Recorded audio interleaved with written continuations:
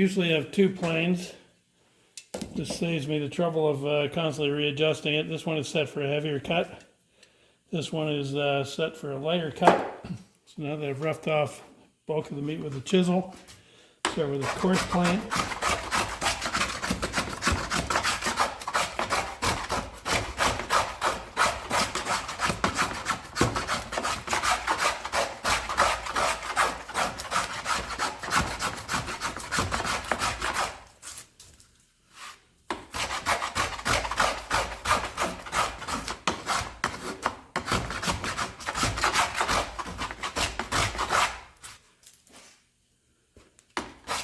Fine set plane.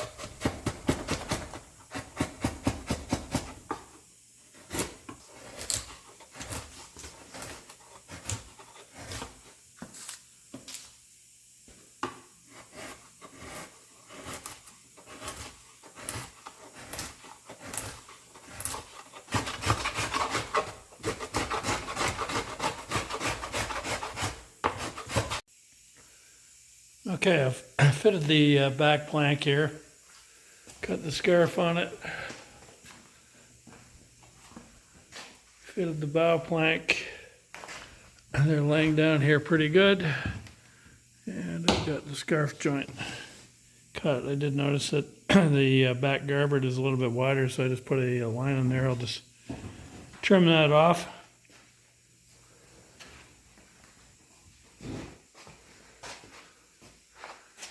Next step will to be sand up this side, fit these planks in the scarf, and then I'll make a shim which will go where the device is.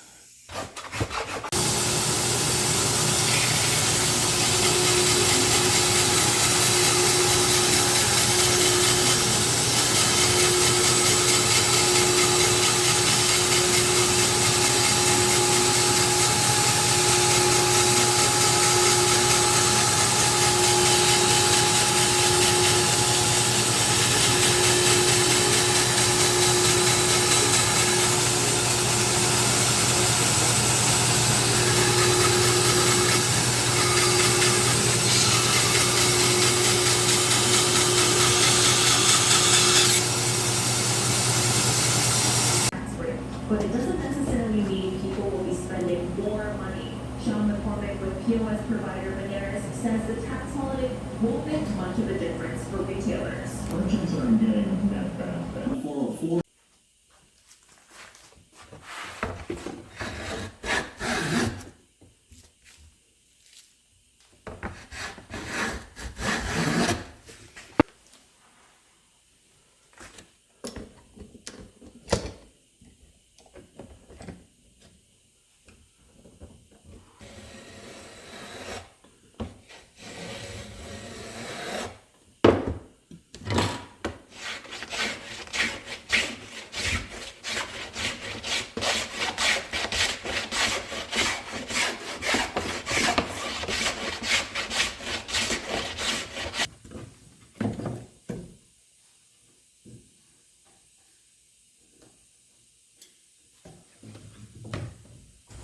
Okay, the shim, just going to put a little mark here. It's important that this fits very well here, so.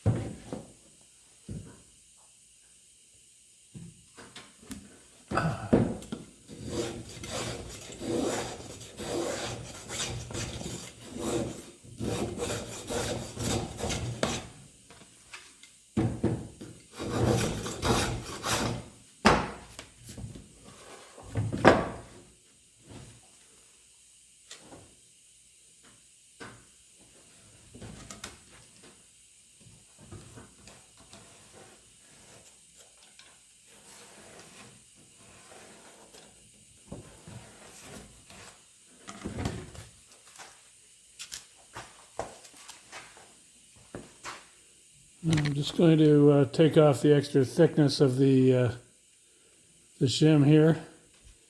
And when I put the plank on, I think I will bond this with 5200 because this is very important. Any crack between the plank and the shim will be a leak into the boat. So I want to make sure this is well sealed, and also it's very important that this fits really well.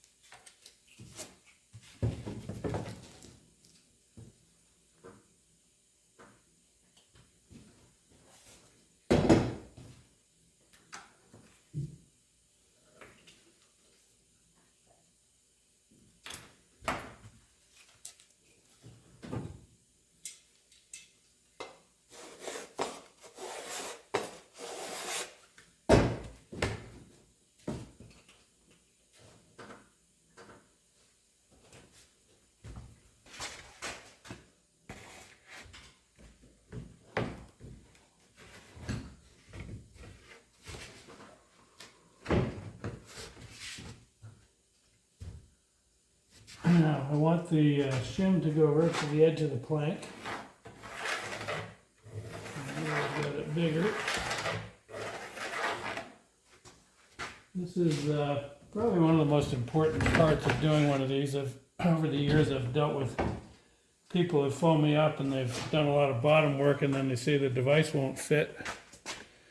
And the answer is, you got to make the boat fit the device, because the cast iron is not going to move. Okay, I'm just getting ready to install the garboards on this side. I've got the shim that will go under the engine room here, or under the engine beds.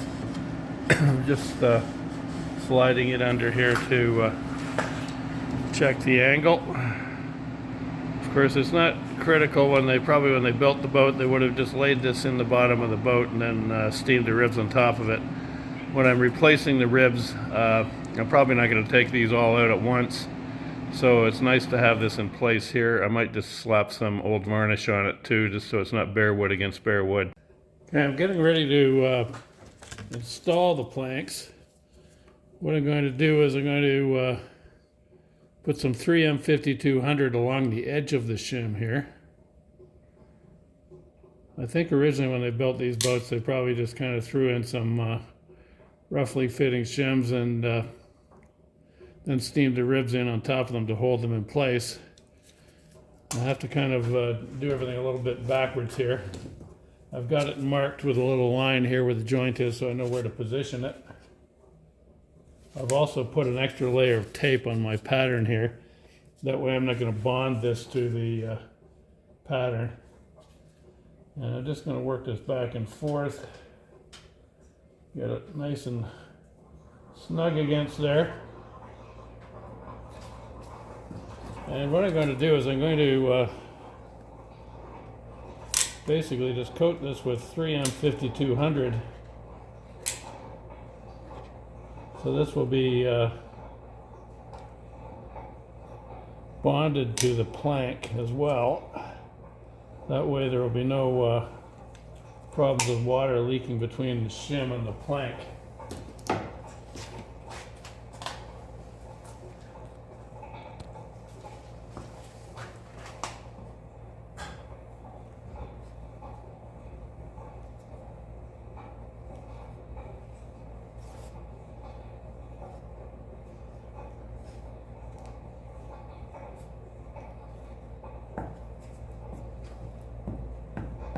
spread it around here. One thing I've noticed when people put stuff together, I've noticed them taking it apart over the years. There are a lot of people who just do a squiggle of this stuff. The squiggle will basically space the two pieces of wood apart and just seal where the squiggle is, and then the rest of it is just a void that fills up with water and rot and everything else. So I like to make sure that everything's kind of well spread, kind of like icing a cake. Make it a little bit heavy because it's I wanted to make sure it's sealed around here where I know the hole is going to be. It can be a bit thinner.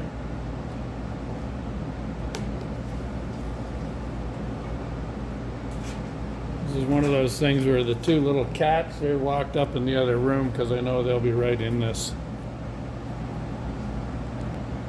As far as putting on the rest of the plank, I'm using this product. I've used this for quite a while. It was getting hard to find, but it's now pretty easy to find, at least for me. This is called Rule Clear Sealer. It's not a really tenacious bond like the 3M5200. I think with a lap strike plank, you don't want things really super tight. You want them to be able to slide or move a little bit. This is semi-flexible. Seems to have good adhesion. It's not the best, but it's the thing I like about it is it's clear. So if you get a bit of squeeze out or any place where it's visible, it doesn't stick out like the 3M5200. The old Gravette guys I used to work with, they used to call the 3M5200 that pink shit. But this is what I use. Basically, I'll use this on the stem and stern post, and also along the rabbet here, or along the keel. I'll also use this between the plank laps. Originally, when these boats were built, I think they just put them together dry wood on dry wood, and then figured that any little cracks would the varnish would just run into, when the varnish was running or varnishing them, the varnish would seal up the cracks. That sometimes works even on a leaky boat if you just put a good heavy coat of varnish on it. The thing I like about this is it basically makes the boat a lot less leaky. I've installed a thin bead of the Rule Clear sealant, and now I'm just getting ready to install the garboard. Up here, okay, I've got the plank laying on here. Up here where the shim is, I've got my plywood pattern underneath of here.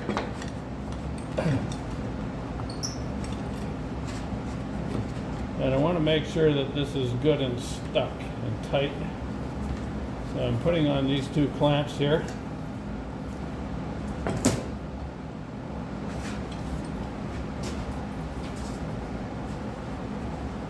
And some scraps of wood here. These are going to make sure that the shim and the plank are basically fitting where the device is going to go and stuck together really good. Now back to the ends here. I'm going to originally they probably just nailed these.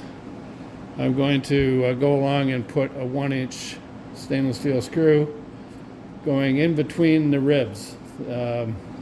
When the ribs get installed, actually at the ends I'll probably use all screws for the first couple of feet. But then as I get into the ribs, I will basically just put a screw in to hold the plank down between the ribs. When the ribs get replaced, I'm going to rivet those through. So I'll leave a space for the rivet.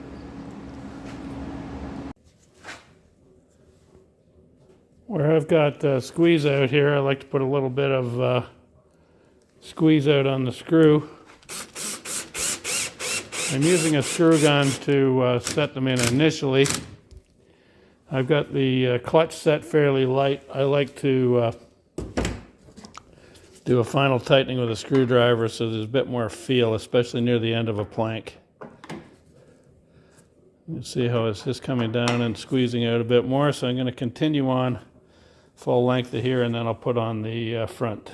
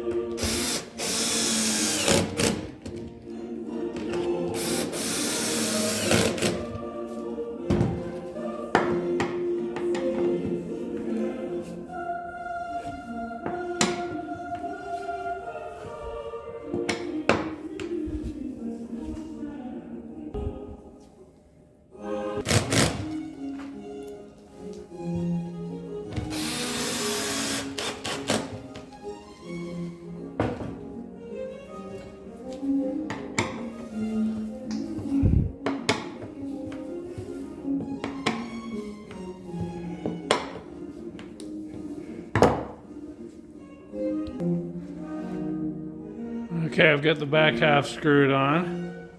I've got lots of clamps around the where the shim is, making sure that that's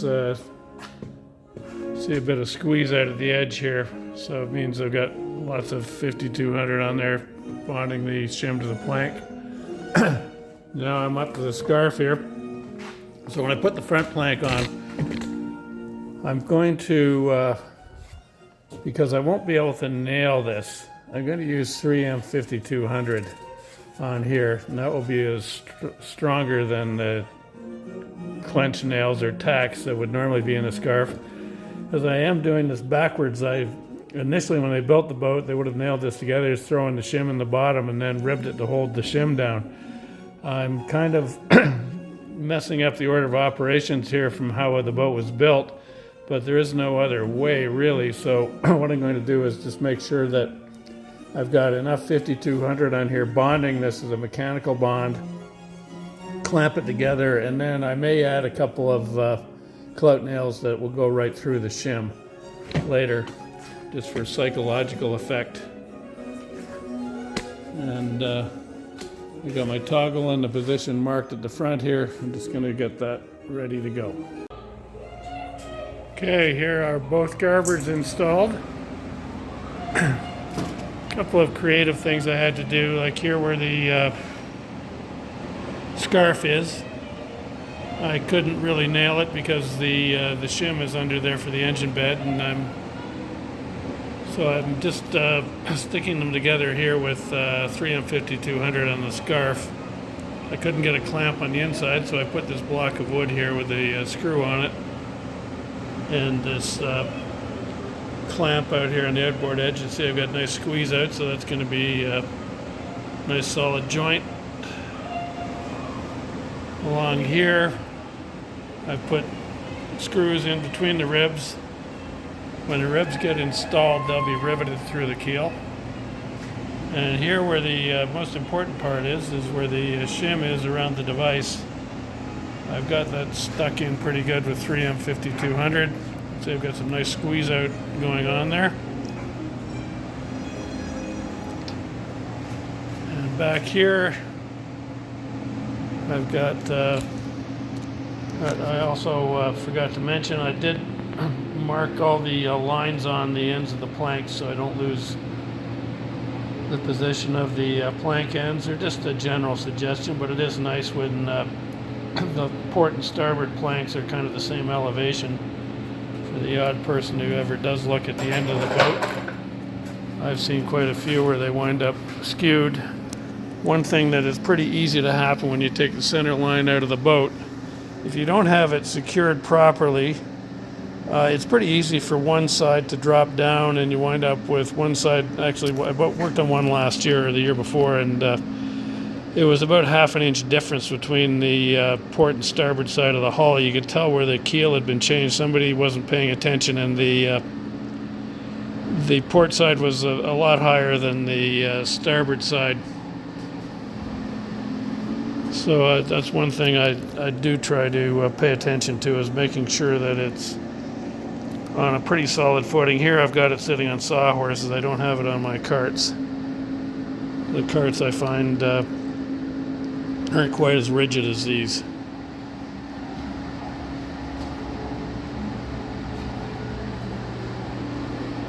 So it's coming up to Christmas, and I'm just going to probably let this sticky stuff dry for a bit before I